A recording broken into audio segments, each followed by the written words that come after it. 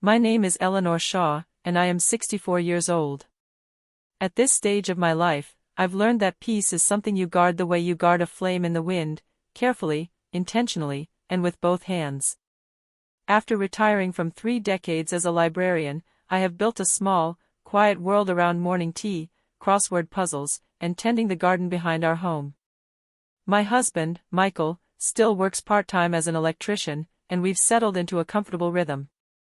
But every family has its variables, people who arrive like unexpected weather. For us, that variable has always been his younger sister, Denise. Denise is 48 going on 16, at least in terms of responsibility. She has a habit of borrowing things that magically never find their way back, clothes, cookware, and once even our ladder. But she carries herself with the kind of breezy confidence that makes people forgive things before they even process what happened. I've always tried to be gracious, mindful of the fact that I came into the Shaw family later in life, and Denise had always been the baby everyone rescued. Still, I have always kept a watchful distance. One evening in late September, she came by unexpectedly. I was pruning the last rose bush before dinner when she appeared on the patio with her oversized sunglasses and a too-bright smile. "Ellie, you look lovely as always," she said, without actually looking at me. I was just in the neighborhood. But she wasn't. She lived 40 minutes away. She asked for a glass of water and wandered into the kitchen, complimenting the decor she'd seen 100 times. I remember thinking her voice had that soft, sugary quality it only took on when she wanted something. But before I could follow the thread, Michael called from the garage for help with a loose cabinet hinge, so I left her alone for a few minutes. When she finally left, she hugged me tighter than usual and said, "You're always so good to me, Ellie." Really? Her tone was too deliberate. Almost rehearsed. I watched her drive away, the unease settling at the base of my stomach like a stone. But I brushed it off. I didn't yet know that the next morning would shatter that peace I had spent years cultivating. And I didn't yet know what she had taken. Because while I was helping Michael with that hinge in the garage, Denise had been alone with my purse. And something, though I didn't know what, was missing. But by the end of the next day, I would know exactly what she had done. And it would change everything. The next morning began like any other. I brewed tea, fed the cat, and settled into my favorite chair by the bay window with my crossword. A cool breeze drifted through the open curtains. I felt steady, quiet, present. Then my phone buzzed with the kind of sharp insistence that immediately unsettles you. A fraud alert.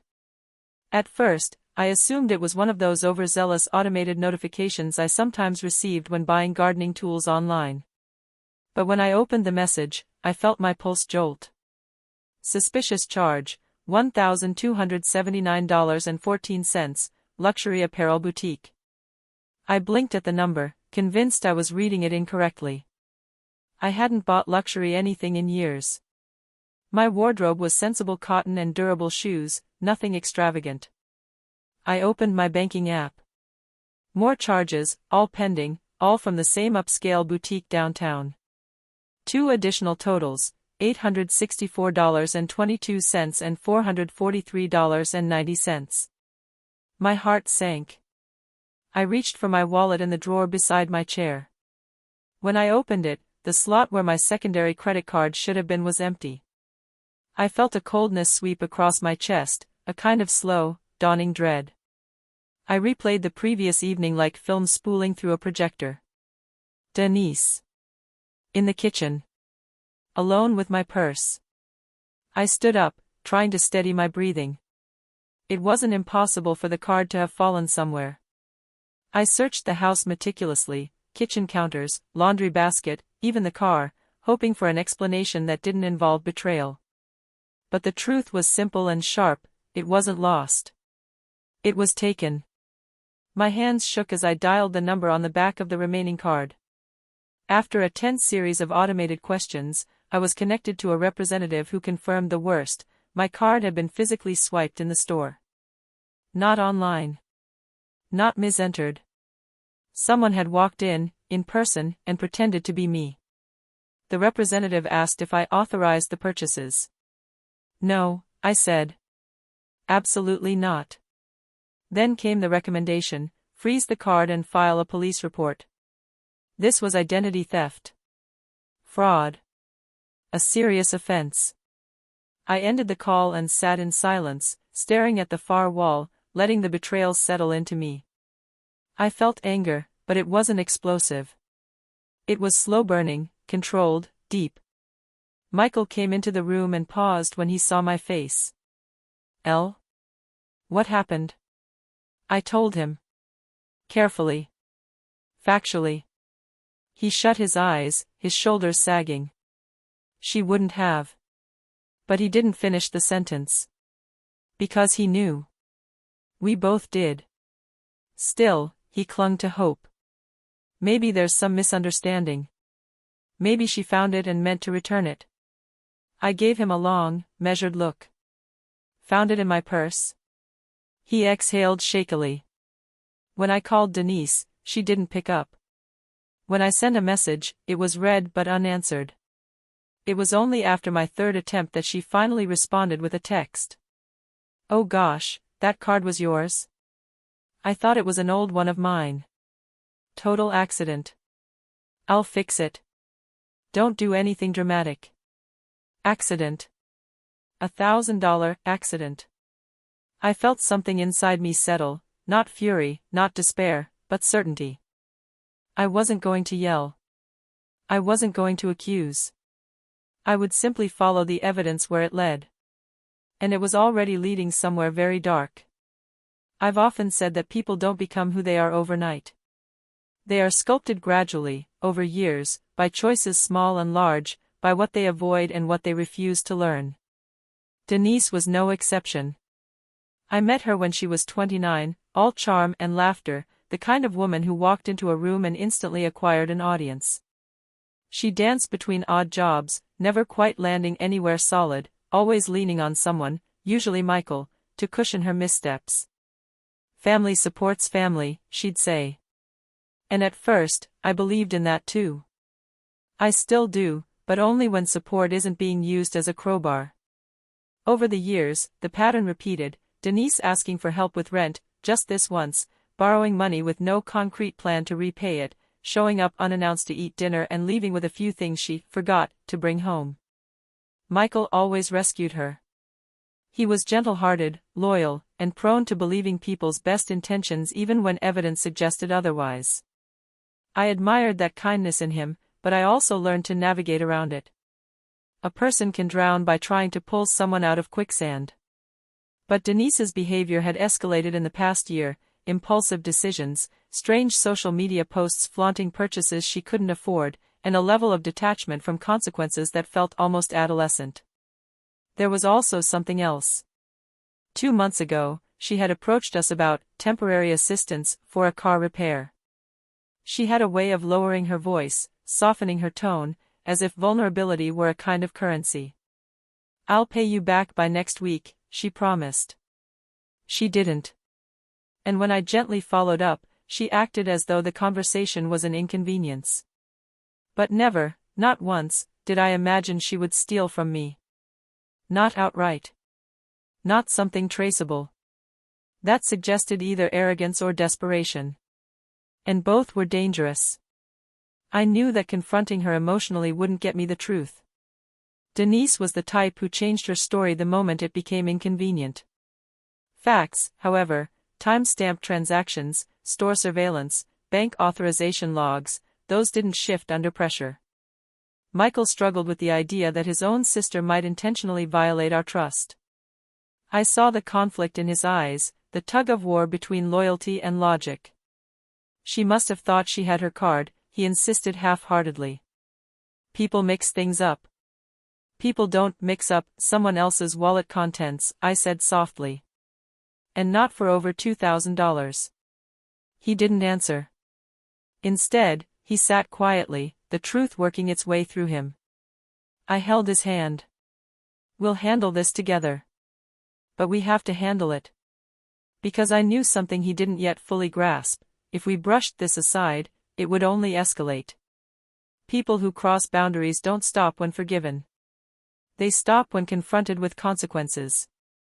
And I had every intention of letting the truth speak louder than her excuses. What I didn't know yet, what I couldn't have imagined, was how deep the deception went, or how many steps ahead she thought she was. But I was about to pull the first thread. And the whole thing was going to unravel. I have always believed that if you want to uncover the truth, you must start with what cannot lie: documentation. Paper trails. Time stamps. Signatures. Cameras. Facts that stand independent of emotion. So that is where I began. First, I contacted the boutique where the charges had originated. The manager, a polite but brisk woman named Cassandra, confirmed that the purchases were made in person the previous evening, around the time Denise had been in our home.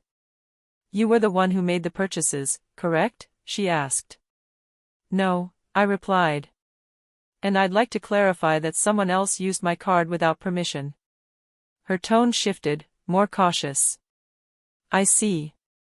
Well, we do have security footage. I'm allowed to show it to the cardholder if you come in person." So I did. Michael came with me, still wrestling with disbelief but needing to see for himself. When Cassandra pulled up the footage, the room felt suddenly colder. There she was. Denise. Clear as day. Wearing a teal jacket I'd given her last Christmas. Laughing with the cashier. Holding my card. She even signed my name on the receipt, looping the letters awkwardly, as if she were doing it for the first time.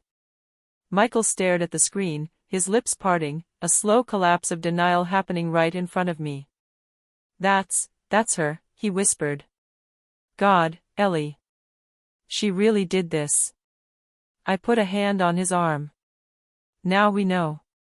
Cassandra printed copies of the receipts for me, and after thanking her, we left the store in silence. Once in the car, Michael sat with his head in his hands.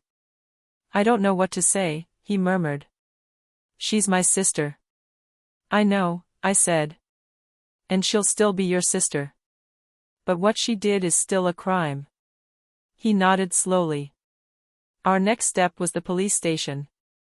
The officer at the front desk listened as I explained the situation, providing the security footage screenshots, the receipts, and the timestamps.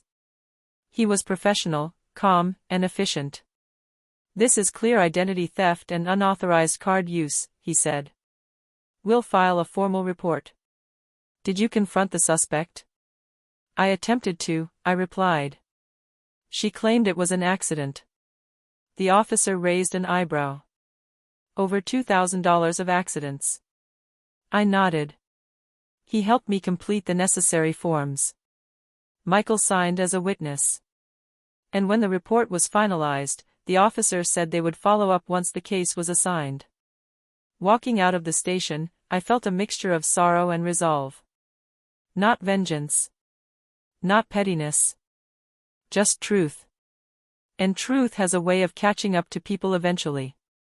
That evening, after dinner, I found something curious, something that pushed the situation into an entirely new direction. Michael and I received a message in the family group chat. From Denise. "I feel like I'm being attacked for nothing. If you want to blame me for a misunderstanding, fine. But don't make a big deal out of it." A misunderstanding. After physically walking into a store and signing my name. And something about her phrasing, defensive, preemptive, told me she knew exactly what she had done. But she had no idea what I had uncovered. Not yet. And tomorrow, she would find out. The next morning, the phone rang before sunrise. It was Denise. Her voice was sharp, irritated. "What's this I hear about you filing a report?" she demanded. "You know they could question me. Why would you do that?" Her boldness was astounding. "Because you used my card," I said calmly. "There's security footage." Silence. Then her tone changed, slick, calculated. "You didn't have to go that far. I was going to fix it. You should have talked to me first." "I did. You read my messages." "That was before I understood what happened," she snapped. "You're blowing this out of proportion." I let her words hang in the air. Not arguing, not defending, just letting the truth be the truth. Finally, she said quietly, "You're doing this to ruin my life." "No," I replied. "I'm doing this because you committed fraud." That was when she said something that revealed far more than she meant to. "You shouldn't have left your purse out like that. Anyone could have grabbed the card." Not, "I didn't take it." Not, "That wasn't me." But a subtle shift of blame. "You took it on purpose," I said. "And now you're trying to justify it." She exhaled loudly, then hung up. Within an hour, Michael received a call from their mother. And that conversation confirmed something I had long suspected: Denise had already begun rewriting the narrative. "She says you framed her, Michael," his mother insisted. "She said you two are trying to make her look like a criminal." "A criminal is someone who commits a crime," Michael replied. "Mom, she used Eleanor's card. There's footage." But she didn't want to hear it. In her eyes, Denise had always been the fragile one, the one who needed protecting. And enabling can become a lifelong habit. After the call ended, Michael looked at me helplessly. "She's already spinning this." "I know," I said. "But what she thinks doesn't change the evidence." And that was when the most important call of the day came: the police. The officer assigned to the case informed me that the boutique had already submitted the security footage and transaction logs. "We'll be contacting the suspect shortly," he said. "We'll keep you informed." I thanked him, then sat in the kitchen with my tea, letting the weight of everything settle. Not guilt, just sadness. A deep, quiet sadness for the brokenness that led to this. By noon, Denise had sent Michael a storm of texts.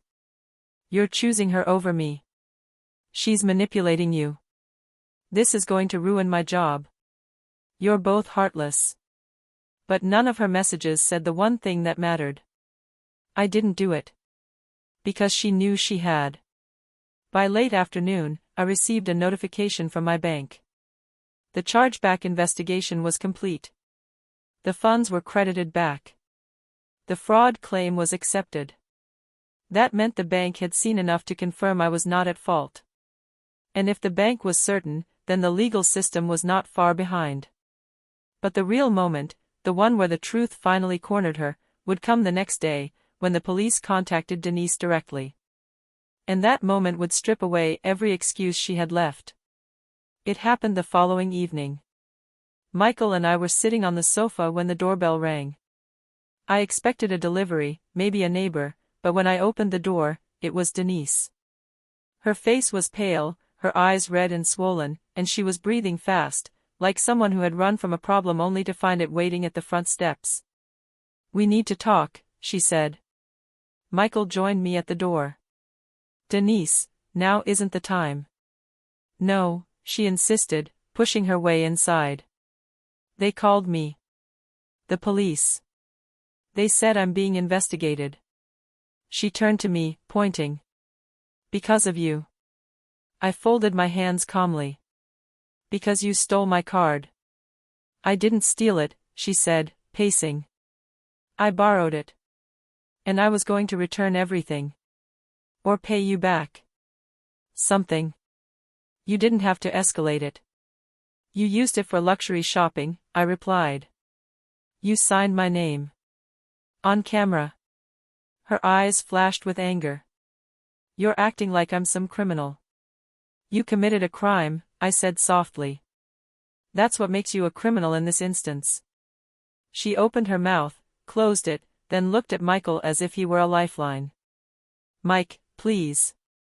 Tell her to drop this. Tell her we're family." Michael's face was full of grief. "Denise, you put us in an impossible position. You stole from my wife." Her voice rose. "I needed those clothes for a job interview. The receipts show a designer handbag and shoes," I said. "Not professional clothing." She froze.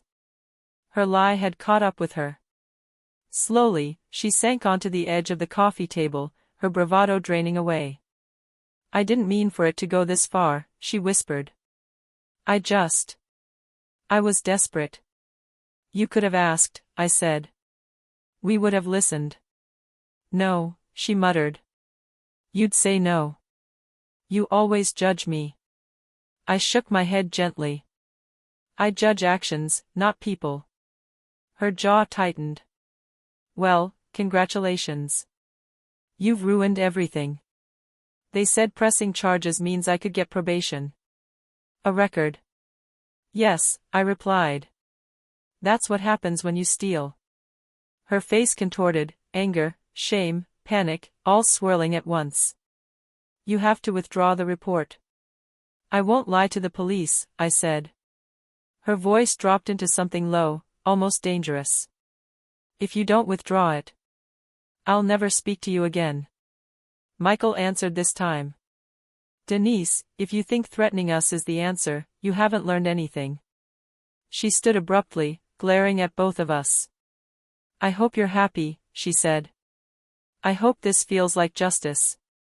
It feels like accountability, I replied. Her eyes narrowed. You'll regret this.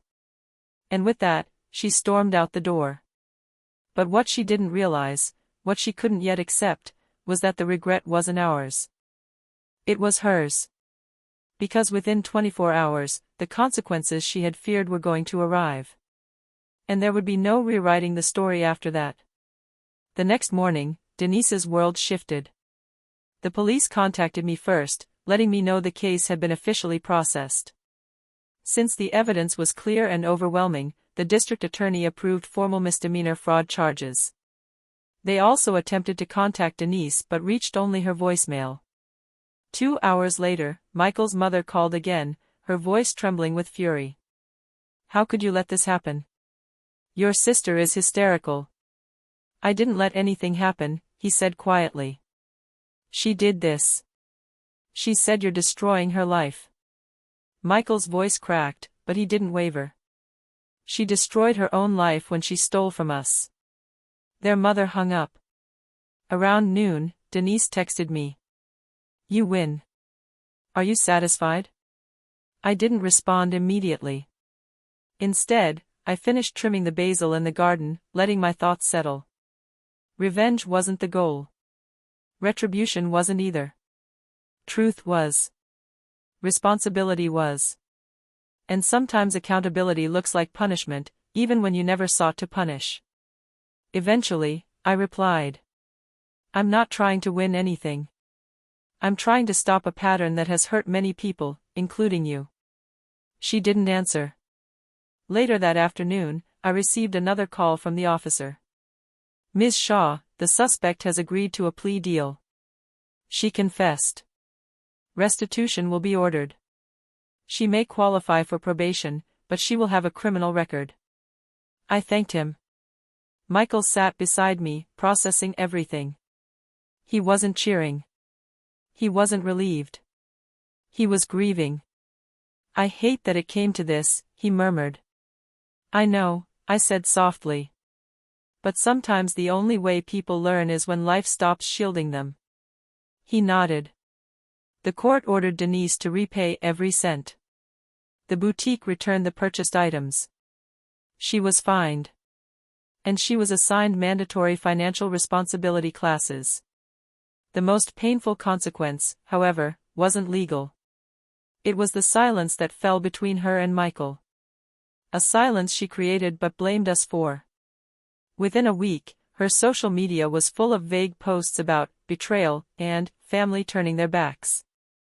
But beneath each dramatic line was a truth she could no longer escape. She had been caught. Not because I wanted revenge, but because she had crossed a line I could not ignore. Yet the real closure, the part that surprised even me, came not from her punishment, but from what happened next. Something I never expected. 3 weeks passed before I heard from her again. It was a short message. Quiet. Uncharacteristically humble. I'm sorry. Not an explanation. Not an excuse. Just 2 words. And strangely, that was enough. I didn't need her to grovel. I didn't need her to repair something she wasn't capable of repairing overnight. But those two words indicated something rare for her: responsibility. Ownership. I replied simply, "Thank you." Nothing more. Michael eventually visited her for lunch. Their conversation was strained but real. She didn't ask him to fix anything. She didn't ask him to deny what happened. She simply talked about trying to find steadier ground. Accountability had humbled her in a way lectures never could. As for me, I returned to my steady routine: tea by the window, tending my garden, reading mysteries in the evening. My peace restored not because the situation was pleasant, but because I had acted with clarity, not anger. Justice, when done calmly, has a grounding effect. In hindsight, what Denise did was painful, yes, but it was also a moment of truth that was long overdue. Not just for her, but for everyone who had spent years cushioning her from consequences. Sometimes the most compassionate thing you can do is let reality speak louder than protection. And sometimes ethical revenge is nothing more than refusing to hide the truth. If you've listened this far, I'd love to know, have you ever had to hold a family member accountable when everyone else enabled them? How did it change you? Thank you for hearing my story.